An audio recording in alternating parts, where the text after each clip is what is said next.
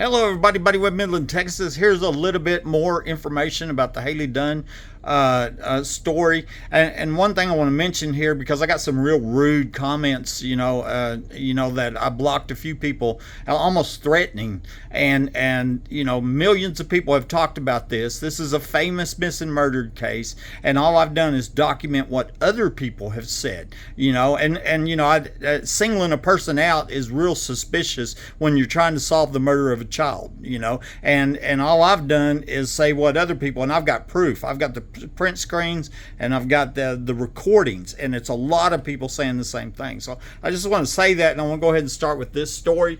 It's called The Drug Rehab Counselor. Okay. On December 27, 2010, 13-year-old Hailey Dunn was reported missing from Colorado City, Texas. On March 14, 2013, I wrote the DOJ and suggested they come to my home, find the underground homes, and look for clues in her disappearance.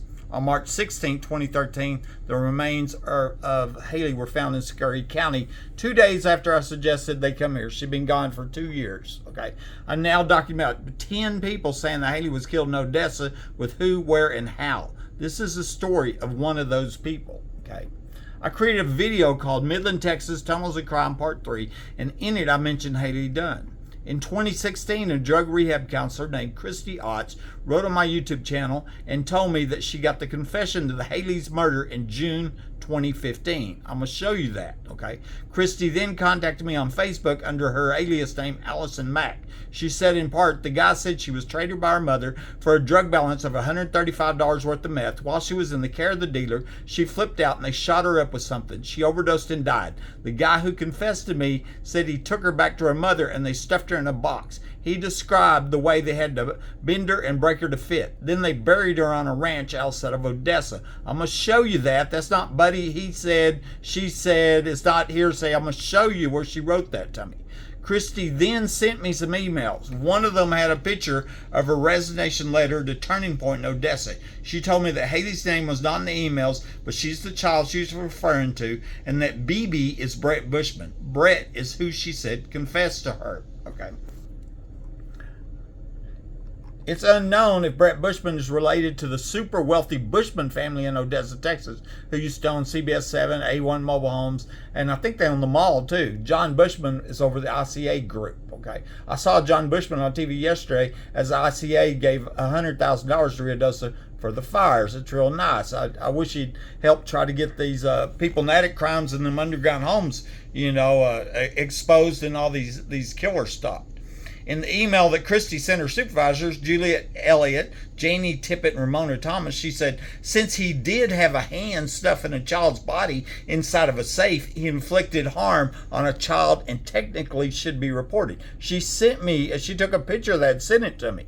In another part, she said, his confession to the involvement in 3 separate homicides, one of which being the son of Glenn, our counselor, this makes me uncomfortable and a bit concerned for myself as well as my children, considering his organizational affiliation. Organizational affiliation means that he's a gang member, okay?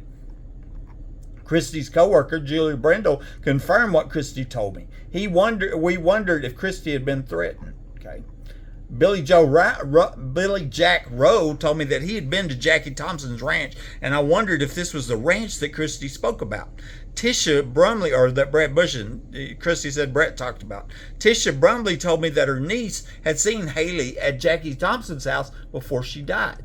Jackie Thompson is a former OPD officer that got busted for meth.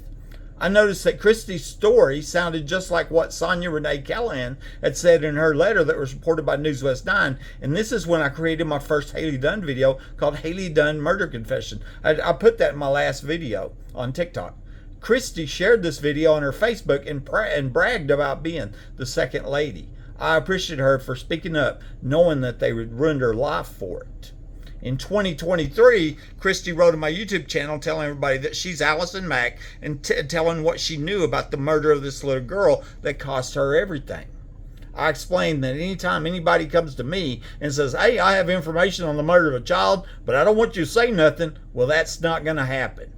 I'm required by law to say something, and furthermore, it's the right thing to do. There's a young girl that was murdered, and her killers are still free, okay? And I almost feel threatened by posting information what other people said. Okay, I'm gonna show you some of the things that here. This is the video on my YouTube channel, still there. Midland, Texas, tunnels and crime, posted back in 2015. Kristi Otts writes right there in 2016 and says, I received Hailey Dunn's murder confession in June 2015. Since reporting it, my life has gone upside down. I went from successful college graduate in psychology with a decent social life, wonderful children, to someone who people think is crazy. No longer having my children, no job, and I'm losing everything. Okay, and so I think they called her crazy, and that's what they do when you report crimes here. They call you crazy. Okay, to cover up the crimes. And here's what she told me in this Facebook message. The guy says traded by her mother for a drug balance of $35 worth of meth. Another lady I've got a recording. She says it wasn't $135 of meth, it was $130. So I was corrected on that. And then here's the email, and it was dated right here on February 24, 2016. I'm forwarding an email to you now. Hailey's name is not said in the emails, but she's the child I'm referring to. BB is Bret Bushman. Unknown if Bret Bushman's related to the wealthy Bushmans over in Odessa. That'd be interesting, though. Okay, here's the two: Julia Ebbett, Janie Tippett, Ramona Thomas. Maybe they'll tell you something. Kristi Smith, resignation docket's what it said. And she said, since he did have a hand and stuff in a child's body inside of a safe.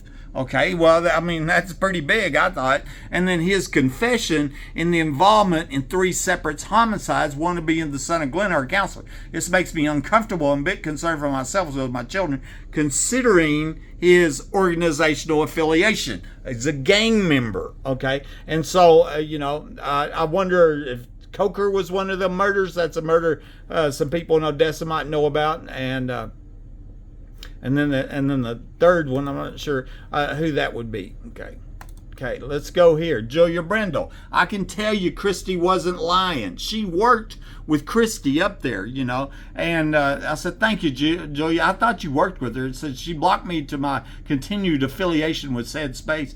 And it said, I said, I wonder if she's threatened or bribed. She seemed to change her story. And she says, may have been threatened. That's my feeling. And may have been, Here's the one, Allison Max, where she sent me that, or Kristi Otts. And then this was the, it was on a ranch outside Odessa, where Roe Billy Jack says, I knew them both, and I do know Jackie was not a murderer.